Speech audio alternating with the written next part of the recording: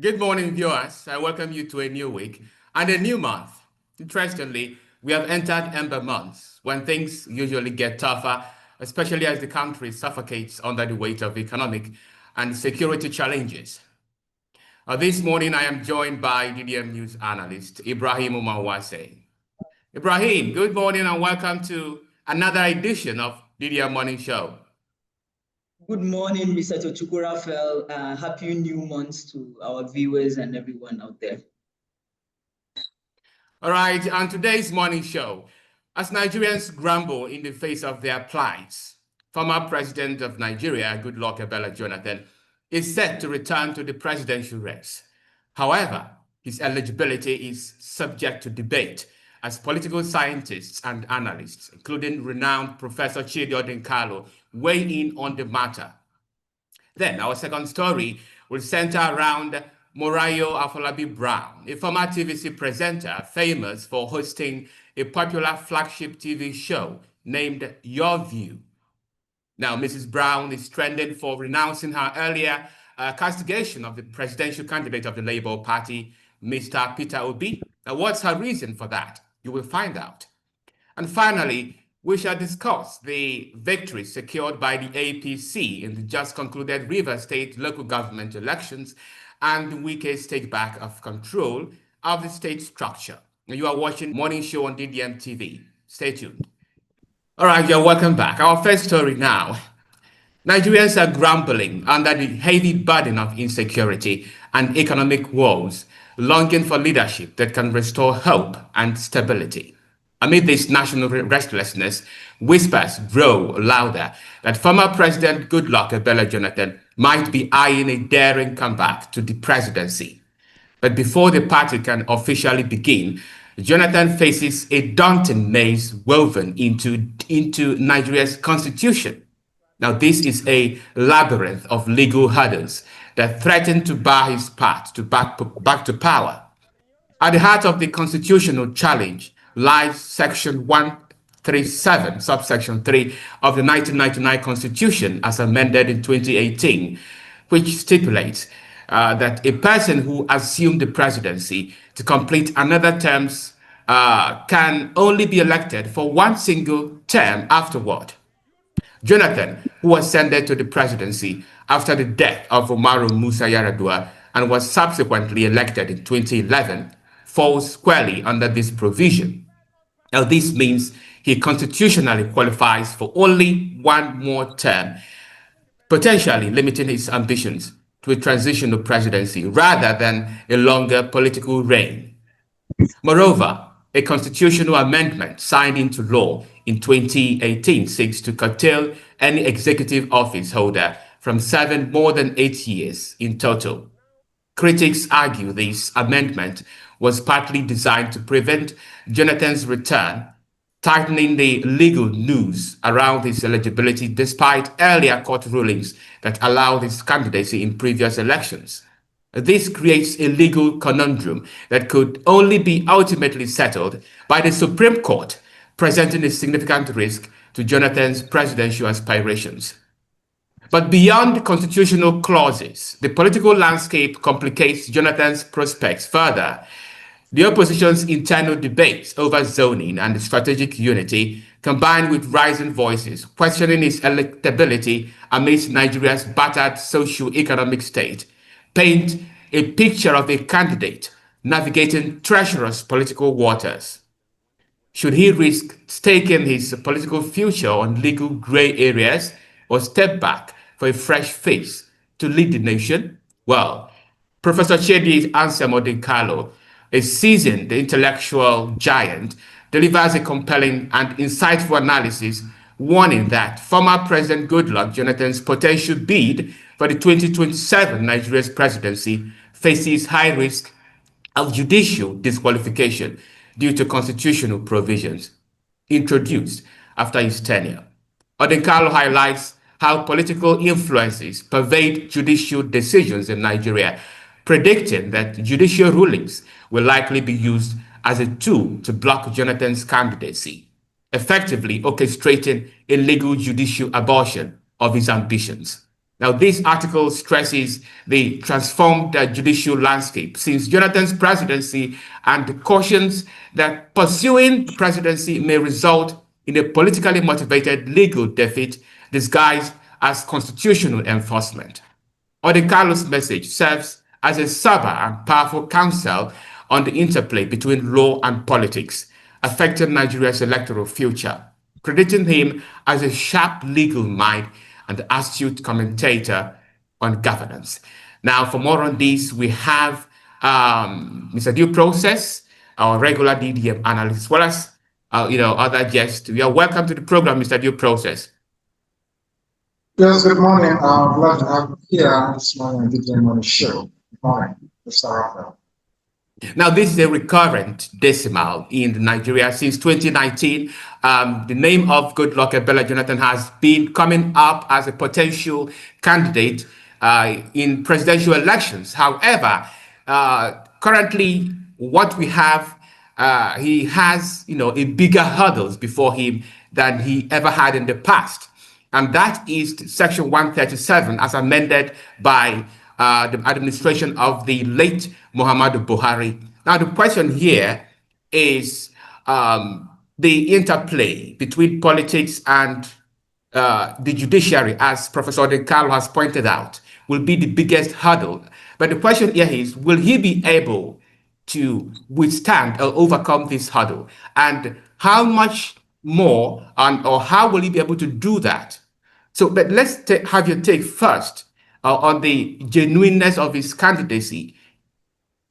Yes, my view as it will always be, Goodluck Jonathan, he had a very successful tenure as a sitting president of Nigeria. If you look at the trajectory, the journey, the political journey of Goodluck Jonathan, you see he's a man that has been destined for greatness. He was destined all the way from his humble beginning as a deputy governor of Bayelsa State. He became a governor. From governor, he became, vice president of Nigeria. And thereafter, he emerged as the president in 2011 officially when he contested to complete, to have his own shot of the presidency from 2011 to 2015 before Muhammadu Buhari of late memory. So he has had his fair share of whatever it is that the highest power in the land could offer.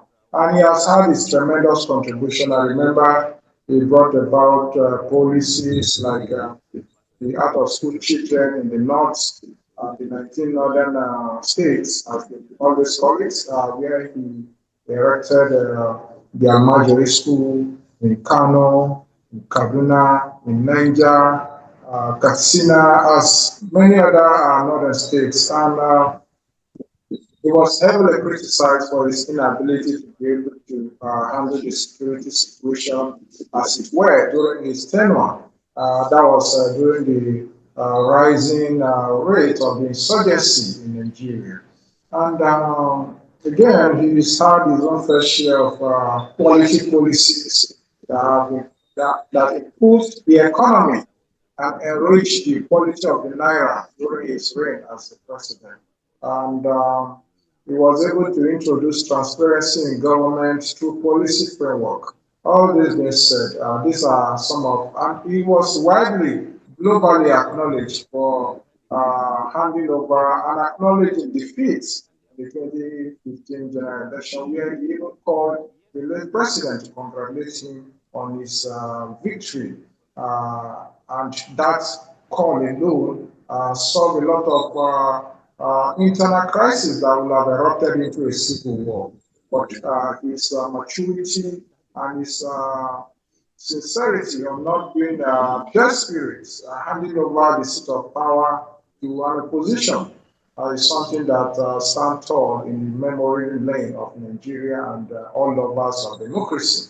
That being said, coming back to the country as it is today, I wouldn't advise Goodluck Jonathan to even dream or even think about returning to Asura, especially where we have a formidable option on the table. Looking at it from a constitutional angle, he's already exhausted his shots at the presidency because the constitutional provision is there to stand against him. And of course, the incumbents that have no respect, no regard for the rule of law, that often abuse the law, even in the face of obvious constitutional provision, which has been abused, of course, blatantly. You don't expect such a government like government of Bola Ahmed Tinubu not to exploit the constitutional provision that denies Goodluck Jonathan. So any political party that is ceding presidency to Goodluck Jonathan is doing the obvious mistake because that cannot fly. Constitutionally, it cannot fly. Morally, it cannot fly. Morally, from the angle that South has had shots at the presidency, as vice president, as president. Put together, they had what? They had 8 executive and that should be enough for them, given that there are other regions that have never had a shot at the presidency. If you look at the Southeast, for instance, in the history of democracy in this country, the Southeast has never had a shot at the presidency. And if you look at what transpired in the 2023 general election, how the election was maneuvered, rigged in broad daylight, it becomes more worrisome and it justifies more calls for Southeastern presidency. So instead of even zoning presidential seats or candidacy to the southern Nigeria, it would be fair if political party can even zone it, narrow it down to between southeast and north central, as it were, because these are the 2 zones that have never had a shot at either the presidency or the vice presidency in the last dispensation of democracy in Nigeria. Since 1999 to date, these 2 regions have never had a shot at either the presidency or the vice presidency. And we are all bundled in the same country, in the same political geographical location called Nigeria. There should be sense of belonging. There should be sense of justice. Any country, any land where justice has been suppressed to the barest minimum cannot make progress. And that is the reason why you have the infiltration of different armed groups trying to seek justice for themselves because they've not felt that justice has been done in the scheme of things. So I would recommend that different political parties that are expecting acceptance of the generality of well-meaning Nigerians should do well to narrow down their presidential tickets to either southeast and north central. These are the 2 regions that have never had a shot, either presidency or vice president, so that Nigeria can be seen to be doing justice once and for all. That's my take. But do you think Buhari's, of course, you've made a valid point. The South has had their own share of the presidency, while the Southeast is still, the amendment to that very provision of the Constitution made under the late Buhari. Do you think it was made to just put a constraint on Jonathan? It was specifically targeted at Jonathan, because I cannot see the reason why somebody who wants to contest for the presidency would be constitutionally depraved or constrained from doing so. So some people are saying that that particular provision amendment to that section 137 was targeted to a specific person. Yes, of course, Nigerian politicians, as they are, they don't just do things for the good of it, they do things for their biases. And of course, you can expect that such may be the reason behind the designers of the framers' mind of those that came together to have that constitutional amendment that prohibits further elongation of anyone that has served previously in that level. But of course, if you look at it, country, society revolve, and as society revolve, there is need to have a review of what is guiding the societal existence. In this case, the Constitution of the Federal Republic of Nigeria. So the Constitution review then, although may be perceived as being against Jonathan, but it has come to stay and it will guard against future occurrence. It will not just be deleted after of course, Jonathan come and go just like everybody. And the Constitution has come to remain, so it's a welcome development. And what I have always advocate for is that the Constitution should be seen to be fair to all, to be to be open and not just necessarily be used on certain individuals, and on the other individual they turn a blind eye. That is what I don't advocate. All right, thank you very much. Mr. Ibrahim, let us hear your thoughts. All right, Mr. Tochukwu Raphael. I believe the point I'm going to come is, should I say, the political part of it, the political expediency part of it. Is Jonathan going to bring any change currently in the political dispensation of the country? I believe if Goodluck Jonathan comes back, he's going to favor the current administration, because politics is just like puzzle. Addition or subtraction of any candidate is going to either favor, it will definitely favor another and to the detriment of the other. If Goodluck Jonathan is coming back to contest on the platform of, let's say, People's Democratic Party, Tinubu definitely on the platform of the All Progressive Congress. Then we have, for example, Peter Obi or Atiku under the platform of the ADC. Or worse, we have Atiku in the ADC and Peter Obi in the Labour Party. Then we have how many heavyweight politicians vying for one seat? 5, right? Then let's look at the country, and don't forget, majorly the drive of the people in election is sentiment. So if clearly most Nigerians are being motivated by their sentiments, then who are going to vote for Atiku, Obi, Goodluck Jonathan, and Bola Ahmed Tinubu? Don't forget, the sitting president, the incumbent president, has an upper hand because he has ministers, he has governors across the board. So if we have 3 opposition against the incumbents, they don't stand a chance. That's the reality of the facts. They don't stand any chance, because you just play a simple card. The people in themselves, let me tell you, there are 2 players in the politics. Number 1 is the political elites. Number 2 are the masses. You need both the 2 to win any election. So among the masses, there will be confusion that we know with a person like Tinubu, 3 candidates will not stand against him. That's the confusion. Then they'll play politics. They will decide to play politics. Either I vote or I decide not to vote, or I collect money and vote for anybody that I want to vote for. You get? So it will not be about competence any longer. And Tinubu will just flip the script and play a religious card in Nigeria. You say religious card is not going to carry any water again. It will, if the situation reaches that critical instance. Religious card will definitely play a role. Tribalism will be worse, because the people of South will definitely vote for Goodluck Jonathan, most of them. And a lot of people in northern part of Nigeria who supported Buhari will try and say, let's compensate Goodluck Jonathan for the fact that he allowed for a peaceful transition of power 2015. So he's a peaceful man. We trust him. And you know, trust is the most expensive treasure in the world. Then some people, some segment of the people in the north will vote for Goodluck Jonathan.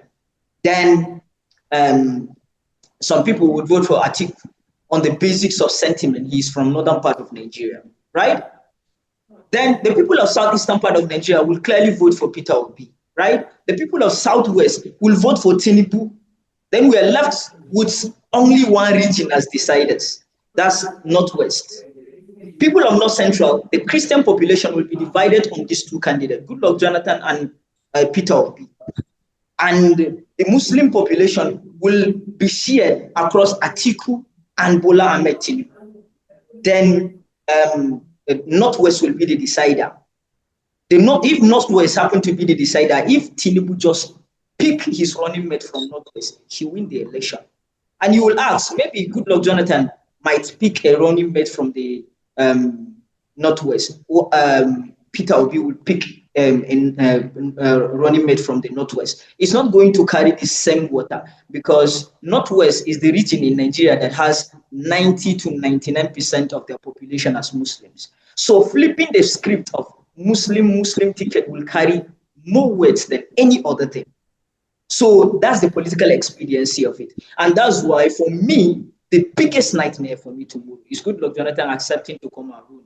Because I know competency is not going to carry any weight again in the politics. We will have a lot of heavyweight politicians vying for the seat of presidency, and it's going to favor Bola Ahmed Tinubu. Clearly, we should forget about it. Once Goodluck Jonathan declares I'm coming back, he's working for Bola Ahmed Tinubu, because I will not believe that he is dumb enough not to see that. If a person like me that is in my elementary school in politics will see that, then I don't believe he's dumb enough to not to look at the obvious. And if he decides anyway to come back, he's just playing with Nigerians, and we are overrating him clearly. If he decides to come back, for me, all the respect I have for him is going to decline, and he'll be the worst politician I've ever seen in Nigeria. By the way, we are only praising Goodluck Jonathan because Goodluck Jonathan did better than the subsequent administration, the administration of Bola Ahmed Tinubu and administration of President Muhammadu Buhari. But Nigeria was not in any way at the place we want it to be during Goodluck Jonathan's regime. So the facts remain, he might come back. And if Bola Ahmed Tinubu perceives that he's going to help him, this constitutional amendment is not going to work. And rule of law in a capitalist society are laws that favors the ruling class. And the best person to interpret that law is the sitting president. And if he feels that this clearly is going to work on my favor, it's not going to work. Goodluck Jonathan will come back and run. And if he runs, it's to the detriment of the opposition, clearly. And then Bola Ahmed Tinubu will win. And it is about strategy. And if Bola Ahmed Tinubu calculates and find out that this is going to favor me, he's going to allow him to run, period. All right. Thank you very much, Mr. Ibrahim. But Goodluck Jonathan will have to overcome the first hurdle, which is the constitutional constraints placed on him by Muhammad Buhari administration. For him to do that, he will have to move to the judiciary and seek for proper interpretation and maybe possible vacation of that very provision. Otherwise, he might be trading on a dangerous ground. This is where we draw the curtain on Morning Show on DDM TV today. We thank you all for your contribution and time. Mr. Due Process, thanks for your contribution. Thank you for having me. All right, viewers, we shall meet again tomorrow for a new edition of this nice and wonderful show. But let me tell you this, if you love this show, do not hesitate to hit the like button, make your comments on the topics we discuss, and then share it massively for everyone to see. I am Tochukwu Raphael. See you tomorrow for a fresh edition. Bye-bye.